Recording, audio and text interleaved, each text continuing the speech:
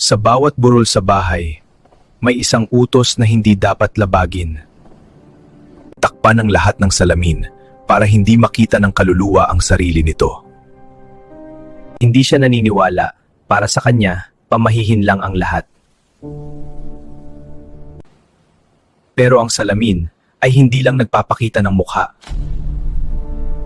Minsan, ipinapakita nito kung sino ang sumusunod sa iyo.